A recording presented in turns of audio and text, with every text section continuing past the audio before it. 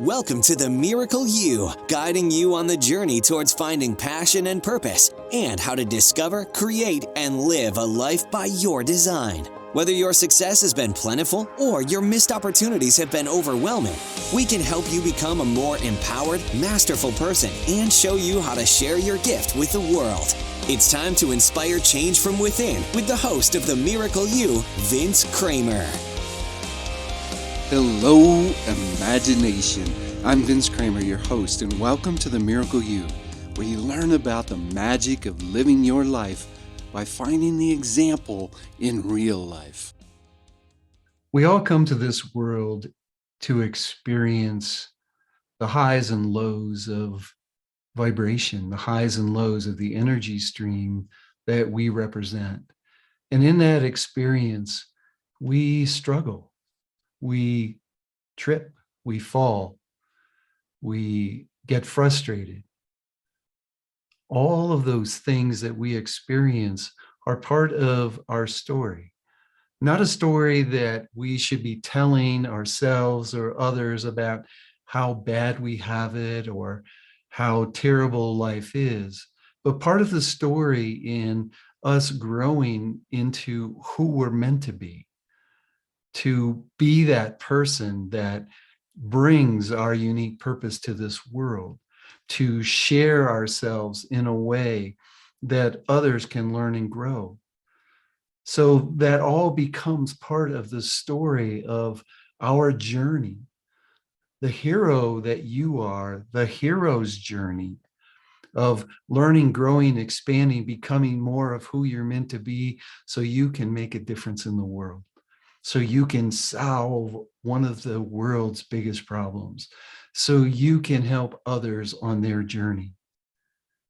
So look at the struggles, look at the times you've fallen, look at the times that you've gone through diversity and realize that it's part of who you are, and someone or many need to hear that story because your journey will support them in their journey. I'm with Michael Harris today. Michael's the author of the #1 best-selling book, Falling Down, Getting Up. He's a business coach, teacher, trainer, entrepreneur, and co-founder of Endless Stages. Over the years, he's dived into photography, real estate, option trading, coaching, and yoga. Michael struggled and healed himself from a chronic health condition and is grateful that he's been able to take his personal challenges and help others find what inspires and motivates them. Michael Harris, are you ready to share the miracle of you with the imagination? Absolutely. Just ask away. I'm ready. Thank you for asking me to be here.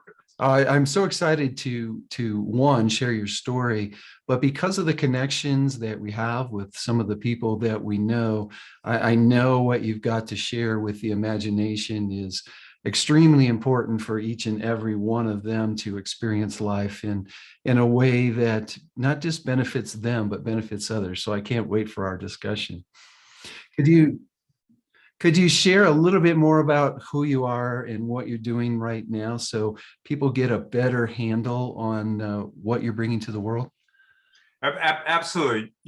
I like to think of things maybe a little bit differently. You know, when I was 14 years old, I read the complete Sherlock Holmes over and over and over again. And Sherlock Holmes kind of, thinks a little bit differently, right? So today, if I went to a psychiatrist or something, he'd probably say I have ADD. However, I like to say that I'm passionately diverse. I like to do a lot of different things. In the bio you just read, says a lot of different things that I like to do. At one moment, I like to tell stories. The next moment, I like to hike to the top of a butte. Another moment I'm coaching a client. Another moment I'm out picking morel mushrooms in the forest. So I've done a lot of things. I've been teaching yoga for over 30 years. It's one of the things that helped shift my life in a huge way. Right. So there's lots of different things. I'm an author of a couple of books.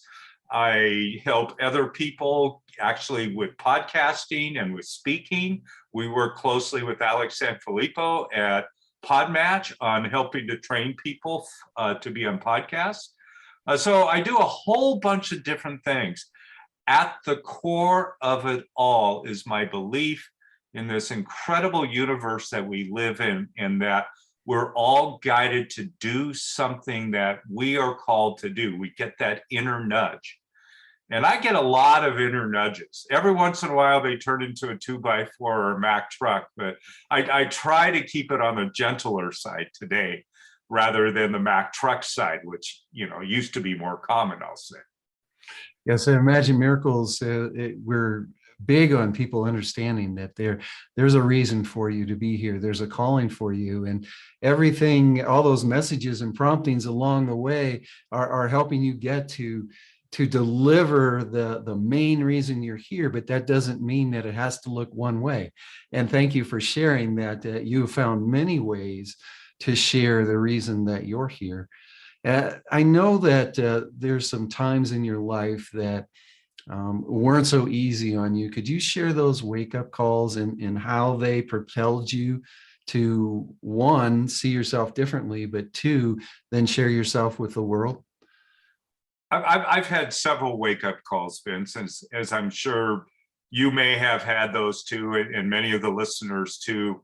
We tend to get wake-up calls maybe more often than what we want. We don't always recognize them when they happen, but I've had a couple of pretty good doozies. When I was 12 years old, I was in a water skiing accident. And a result of the accident, I had 60% of my liver removed, 21 blood transfusions, cracked ribs, collapsed lung, and I slid into a coma.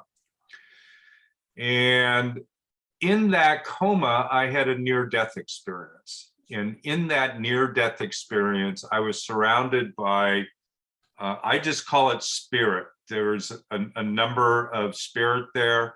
One of the individuals, it's real interesting because he's still with me all the time. He had blue jeans and a red plaid shirt on. That sounds like me, running around the woods. And I asked him what his name is, and he said, Fred. And I thought, why doesn't he have some like unpronounceable name from India or something, right? But it was Fred. And I realized later on that he said Fred because it was something that I could easily understand and recognize at the moment. And that's what I needed. But as I came back to my body, I reached back out because I didn't want to come back to my body. I wanted to stay where I was. And they said, you're not ready. You need to go back. They didn't tell me how long I needed to go back. So far that's been 51 years ago. So it's been a while, right? But one of the things that happened to me, a lot of people will have a near-death experience and that they will be really happy and joyous all the time and immediately start doing the work that they believe that they received at that moment. I became very angry, and I became very angry that I came back, and I felt very victimized by God. And, why would God send me back to this body? It was half destroyed. I had a tube in the side for almost a year, a drain tube, all those types of things. And pretty soon, by the time I was an early teenager, I started getting pretty wild, drinking too much, smoking pot. But it made me feel bigger. It made me feel stronger. It made, all that self-esteem, all that self-doubt, I became bigger as a result of that. Well, I'm going to speed up till I'm 27 years old. 27 years old, I again have a medical crisis, a health crisis. And I show up at OHSU in Portland, Oregon Health Sciences University, and they tell me that my right leg is 100% blocked and my left leg is 65% blocked. And so the vascular surgeons there, the professor and assistant professor of vascular surgery says, we're probably going to have to amputate your legs. But first, let's do what's called a FemPop, which is essentially bypass surgery on the legs. So they did this, it restored the blood flow, but a few months later, my legs had already reblocked. Here I am, a 27-year-old man thinking I'm immortal, And they're telling me that I might lose my legs and I might lose my life. And I don't know if I'll use the exact word that I used with them, but I said, "You're not taking my freckin' legs." I was really clear about that. And then when they wanted to do another surgery, I left the hospital. I left AMA. The surgeons had been surrounding my bed and said, "You need to have this other surgery. Again, if you don't, you're going to lose your legs and you're going to lose your life within a couple of months." But there was something in me, Vince, and I didn't know what it was. I had a belief in God. Wasn't, like I said, I was fairly angry at that point, still with God. But I left the hospital and I went back one time after that, and they couldn't believe that I was still alive. But I walked out of the hospital, and I'm trying to make kind of a longer story compressed and a little bit shorter, but I ended up in a place called Pritikin Longevity Center, which was Pico and Ocean down in Santa Monica, kind of by the Santa Monica Pier down there. And at the time I was walking on a cane. I could walk maybe 10 feet at the time, literally 10 feet, holding a wall on one side, cane on the other side. Well, the doctor down there said, when it starts hurting, which it hurt all the time when I walked, says, "Keep walking." And I said, "Well, the professors told me not to." He says, "Well, just go out there on the boardwalk and start walking." Well, within 2 weeks, I went from that 10 feet to 2 miles of walking. And what he told me, he says, when you're walking and you feel that pain in your legs, intermittent claudication, says it's because you're not getting enough blood in your legs. By walking into the pain, again, huge lesson, Vince, walking into the pain, it sends signals to your brain that you're not getting enough blood to your legs. So your brain starts building new blood vessels. So that's what happened, just that quickly. And it's just like I began to recognize really the incredibleness and the miracleness. I like to use ness a lot, like phenomenalness, awesomeness, all these things. That really we have the ability to heal ourselves at any moment if we're ready to do it. Then we have to be ready to do it in so many different ways. So that's kind of the short, compressed version. And you asked me to save something for the end, so I'm going to save something else for the end. Excellent. Excellent. I appreciate what you shared and how you shared it. Talk to me about how do you get willing to heal yourself?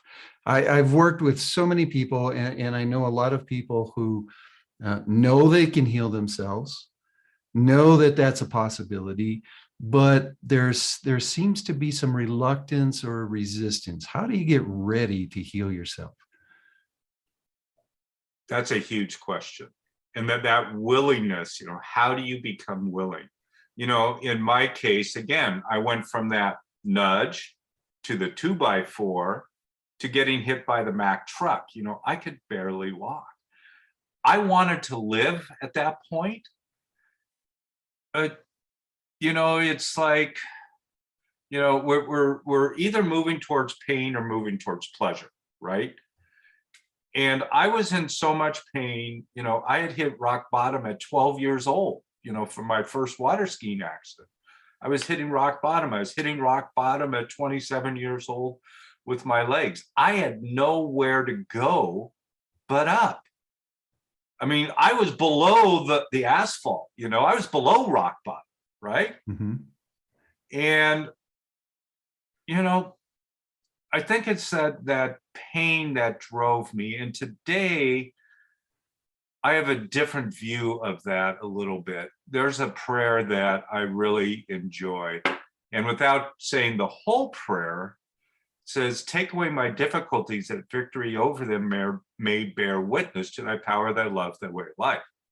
So that one sentence, "Take away my difficulties, that victory over them may bear witness."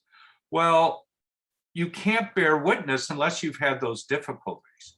So I believe that the power of those difficulties and the power of overcoming that adversity is part of the reason that I am still here, and they sent me back, the spirit sent me back to say, look, if I can do this, if I can still be alive, and I don't take credit for it, Vince. I mean, I may have done some actions. I may have walked up and down that boardwalk. I may have practiced yoga for years and decades. But those are all things that I was guided to do. So again, I couldn't have wrote this book, had those adversities, helped other people recognize who they are, unless I went through that hellhole. Yes, it's so important for each and every one of us to realize that the circumstances and experiences in our lives really prepare us and help us step into fully, as you said, who we are. Michael, there's two different directions that I want to go here. And I think the first one I want to ask you, because I think it'll be helpful for those people in the imagination that are parents, but I think it'll be helpful for society as a whole. Our children have been assigned an alphabet of diagnosis, shall we say. And the prognosis from those diagnoses aren't so positive.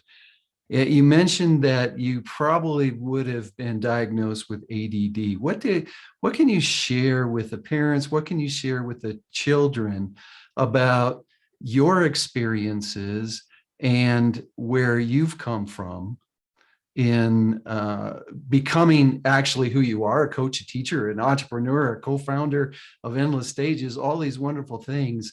How did that, first of all, who you were at that time, help you be who you are now? Yeah, great question. One of the things I want to mention, first of all, is especially parents or anybody, going through, struggles of various diagnoses and such. It's not that they're not real. And it's not that we're not feeling that emotional roller coaster surrounding much of that.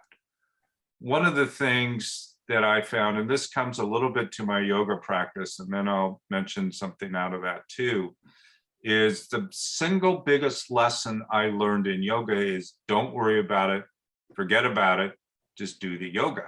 And the reason I learned that lesson is because one of my yoga teachers back in the 90s, I was always complaining, always talking about how much it hurt and all this other kind of stuff, right? Don't worry about it, forget about it, just do the yoga.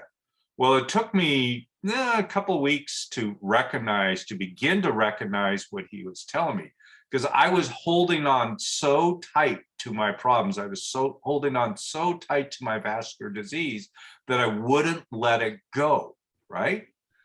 And so it wasn't like how well I did a triangle pose or a half moon. That's not my lesson.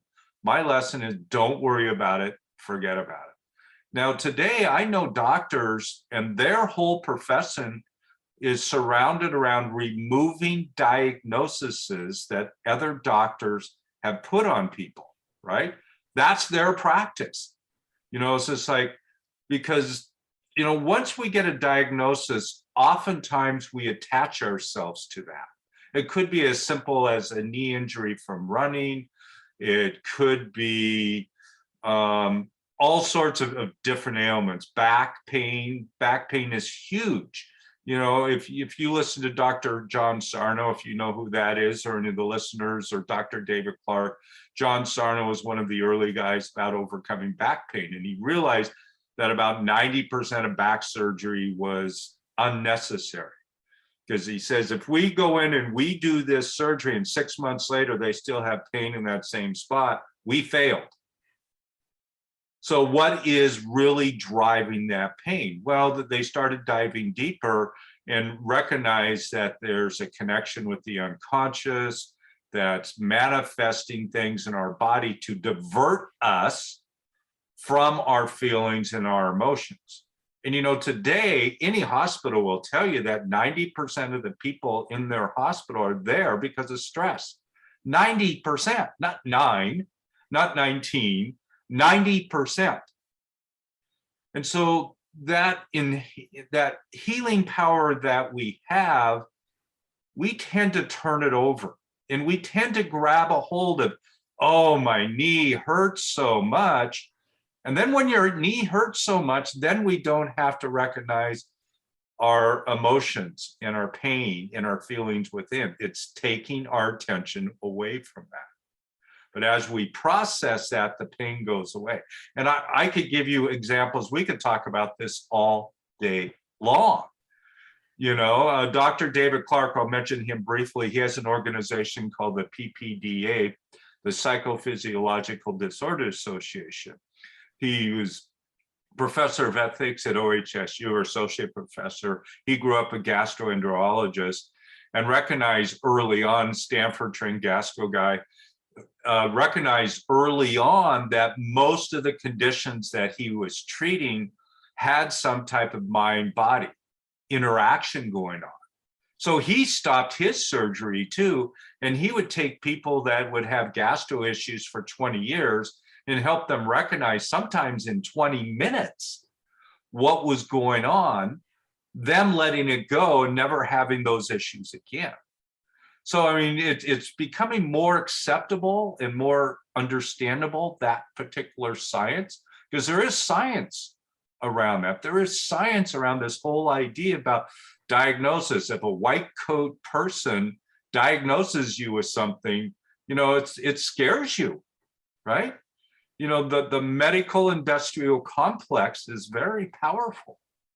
Extremely. And you know, emotions, fear, stress, and as you say, the power of suggestion in a lot of ways. The placebo effect is huge if people take the time to really delve into that. So how did you take this knowledge? How did you take this experience and become the coach that you are, and the co-founder of Endless Stages? First of all, tell us a little bit about Endless Stages, and then could you follow up with, how did you take this knowledge, this experience, and bring it to your work? Sure. Well, Endless Stages, myself and my partner, Sean Tyler Foley, he came from an entertainment background, grew up in the movie industry, child actor. He was a teenager in Freddy versus Jason, those type of things, and came from that entertainment industry background. I came really the last 30 plus years. In some aspect, I've been a trainer, a coach, a teacher in some type of capacity. And Endless Stages today is really about helping people get their story and message out to the world. I have a story and message that people will connect with, and some people won't. You have a story and message that people will connect with, and some people don't. So there's a part of us, and there's a part of me, that feels like it's our responsibility to get into the world and talk about our experience in the world. Not everybody everywhere in the world is even allowed to do that because of the governments and everything else. But I think more than anything else, we need to speak louder. We need to speak stronger. We need to get our message out, whether it's sitting across the table at a restaurant with friends or on the biggest stages in the world. You know, things are speeding up in the world today, right? And so I think it's more urgent than ever that we open up, that we talk about all these different things to help each other as a community on this planet. So that's kind of like my ulterior reasons to do this. So we train speakers and we train podcasters, and that's really a misnomer too. We help people get their message and story out to the world. And much of it is recognizing who we are already, because we already have that skill and ability. We learned it in grade school, first, second, third grade during show and tell. You know, Mrs. Lee would ask us to come up in the front of the room and show and tell about spring break or whatever it might be. We don't recognize that, as most people don't recognize that, as really our first training at becoming a speaker. So we already have those skills. So it's helping people recognize what they already have to be able to go out and tell their story, their message on any platform, anywhere. Doesn't matter. Again, going from the restaurant to a live stage anywhere in the world. That's awesome. And how did your understanding of what we hold in our bodies, how to move beyond stress, how did you bring that into your work? Well, it's interesting because when I was given that idea of don't worry about it, forget about it, that correlated with some of the early Dr. Sarno work where he says the same thing. I recognize that he was saying the same thing. Don't worry about it, forget about it. And one of the things as a teacher, a coach, a trainer, again, is helping people recognize who they are, helping them move beyond what they are holding on to, right? What they are holding, what's blocking them from opening up. And oftentimes it's some type of energy around self-esteem, don't believe good enough. What's a common word now is, or phrase, is imposter syndrome. I don't particularly like that phrase, but people use it. So it's helping them. It's not me doing it, it's them, it's whoever we're working with, recognizing that, again, which I mentioned previously, they already have everything they need. And you mentioned you didn't mention the previous podcast, Shayna, I believe was her name, and she was an interior designer. And she talked about designing, your home and your house and moving furniture and all of that, and talking about that internal dynamics of doing that as well. So as teachers, trainers, how can we help somebody rearrange things internally to open up, to live, in full awareness and full consciousness as much as possible? There's the ideas. I was asked recently on another podcast, well, what superpower would you like? Well, the superpower, you've got Batman, you got Superman, and it's all the hero's journey. And it's like good against evil. At some point, I would like to think that we can get beyond that idea that we need this superhuman power to just overcome evil. So if there's a superhuman power that I want, is more inner peace more of the time, right? And recognizing that, so I'm not having to battle this other aspect, right? Mm-hmm. In the whole idea of the hero's journey. In that experience of life and bringing that into your life and then helping others bring it into theirs, what kind of results have you got with some of the people that you've worked with, and maybe even share a specific story of something that someone had to overcome from the inside to feel comfortable sharing their story? Well, I can give countless examples. One of the examples that I have, and I'm going to go way back to probably 2000, 2001. And I had my first yoga studio, and I had a student that was coming in, a woman in her mid-20s, and she grew up in a bubble because of her immunity. And she came in one day, she started practicing, and after about 6 months, she came in and says, I just came from my doctor's. Yeah, she said, I've been on 26 medications. I gave him the bag back of medications. Says, I don't need it anymore. Because she had healed, she had let go of all those things that were holding her back. And within a couple of months, her and her husband had a child and started living totally different. So there's somebody like that. There's another person that I'm working with right now that is one of our clients and one of our members of Endless Stages, that's gone from somebody that doesn't believe that they can do it, or why would somebody listen to my story, to being a sought after speaker and podcast guest all over the world. So I mean, I can pull multiple examples. I can take somebody that They didn't believe that they should have any money, and within 2 weeks had $30,000 more than what they had. And it blew their mind. So what is it that's holding us back? And it's all manifested somewhat differently and somewhat the same way. It's all that energy block. Believe it or not, we're getting close to the end of our time. Could you share that piece of guidance that you were holding for everyone? One of the things I recognized, Vince, December 14th, 1988, is I had gone out drinking, and I ended up in the hospital the next morning from some alcohol poisoning. And a friend of mine came to me and he said, "Are you ready?" And I knew exactly what he meant.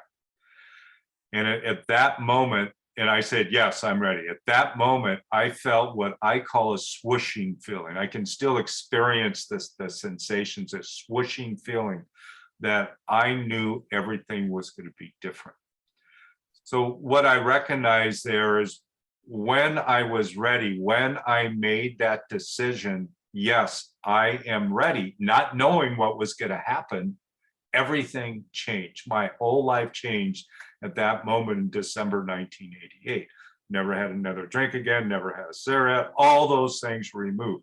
My healing journey really began to be able to be here today, 35 years later, 33 years later, and still being here by a simple decision. Yes, I am ready. I want you to take that a little bit further, if you don't mind. How important is it for each individual to find a way to be ready? That's a great question. And I, quite honestly, I don't know if I can answer that. What the first thing that popped in my mind is, I don't know if you know who Michael Singer is, or whether some of the listeners know who Michael Singer is. And, he's got a couple of different books, The Untethered Soul, and he talks about living his life open to the universe. And he didn't always recognize what that was and what that meant to him. And then one day, it was more of a subtle thing. I think mine was more of a, it was like this. I think with Michael, it was more of a subtle shift where he was ready to let the universe guide him. It was again, I'd have to ask him about it, but I think it was more of a softer version of that same thing. So the ability to answer that question, I think there's infinite possibilities to the answer. And each and every one of us, I think, has our individual answer to that question. And I think what I would like Imagination to take away from this is that there is a reason that you're here. There truly is a reason. And when you're ready, that's going to open you up to that reason. And there's a lot of people on this earth waiting for you to live that calling so they can live theirs. And that's what I want the Imagination to take away from this. Michael, you've shared so many wonderful things, and I know we could have talked for hours and hours to share more. So I want to give the Imagination an opportunity to learn more about you, to get a chance to talk with you if they would like. How can they get in touch with you?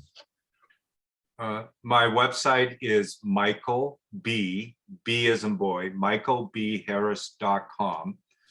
So they can go there. They can contact me through that website. They can also, if they choose, they can become a member of Endless Stages, which is absolutely no charge. And we have a complete membership site in there with a number of videos and trainings, all free, to help people begin their journey of speaking and getting their story out, and how to get their story out and what to say. Our friend Les Brown, he says, never tell a story without a point, and never tell a point without a story. So we talk a lot about that and the importance of that and the importance of just getting our message out, regardless of what it is. Thank you so much, Michael. I'll make sure that all that information is available on Michael's show page. Just go to themiracleu.com, look for Michael Harris's show page. All that information will be available to you. Thank you for getting your message out. Thank you for sharing who you are in this world. And thank you for joining us today, Michael. Thank you, Vince. On behalf of my wife, Mary, who's my business partner, and the person that helps me get my message out into the world, and the entire team here at Imagine Miracles, we want to wish each and every one of you a miracle day. You've completed this episode of The Miracle You, but we have plenty more to help you discover your own personal passion and purpose. Head over to themiracleu.com for free resources to assist you on your journey, as well as register for our free webinar, Discover Your Miracle Life, 3 Mind Awakening Steps Toward Your Unique Purpose, or apply for a one-on-one Your Life, Your Way breakthrough session and discover your next best step on your journey. All available exclusively on our website. That's themiracleu.com. We look forward to sharing more experiences of passion, purpose, and life by design next time, right here on The Miracle You.